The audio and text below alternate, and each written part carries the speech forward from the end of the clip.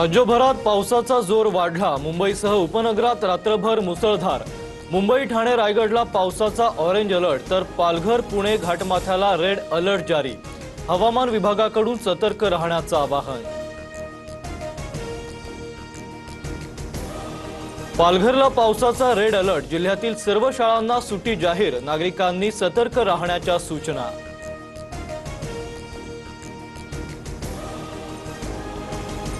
मुसळधार पावसाच्या पार्श्वभूमीवर रायगडमधील सर्व शाळांना सुट्टी जाहीर।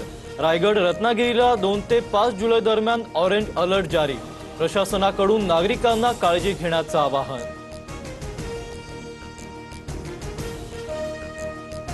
मुंबईमध्ये झाडांच्या पडझडीचं सत्र सुरूच। जोगेश्वरी पश्चिमेतील एसव्ही रोडसह अंधेरीच्या मरोळमध्ये एका गाडीवर झाड कोसळल्याची घटना। तर पुण्याच्या स्वारगेट परिसरातही झाड कोसळतानाचा थरारक व्हिडिओ समोर। सुदैवानं कोणतीही जीवितहानी नाही। नेरूळमध्ये साचलेल्या पाण्यात विद्युत प्रवाह उतरला। 2 कॉलेजमधील विद्यार्थिनींना विजेचा धक्का। दोघींवर रुग्णालयात उपचार सुरू। मुख्यमंत्री फडणवीसांचं नाव इन्फ्रामॅन म्हणून आदरानं घेतलं जातं। पवारांचे खासदार अमोल कोल्हेंकडून फडणवीसांचं कौतुक।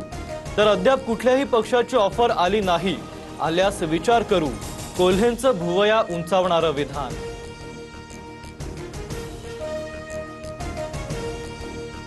अमोल कोल्हेंची बोलण्याची एक स्टाईल आहे, ते फिरकी घेत असतात। काही झालं तरी आमचे आमदार खासदार फुटणार नाहीत। अमोल कोल्हे पक्ष सोडण्याबाबतच्या प्रश्नावर रोहित पवारांचं भाष्य।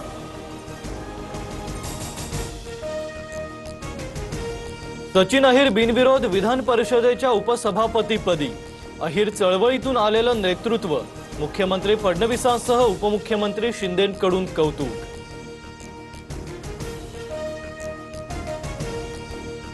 मातोश्रीचं समाधान करणं सोपं नसतं, पण परबांचे प्रयत्न। नीलम गोऱ्हेंचा अनिल परबांना टोला। तर अहिरांच्या बुलडोझरमुळे अनेकांच्या स्वप्नांचा चक्काचूर।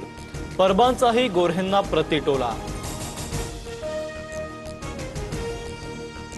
दहिसरमध्ये एका तरुणाचा बाल्कनीतून उडी घेत आत्महत्येचा प्रयत्न। नागरिकांच्या सतर्कतेमुळे तरुणाचा जीव वाचला।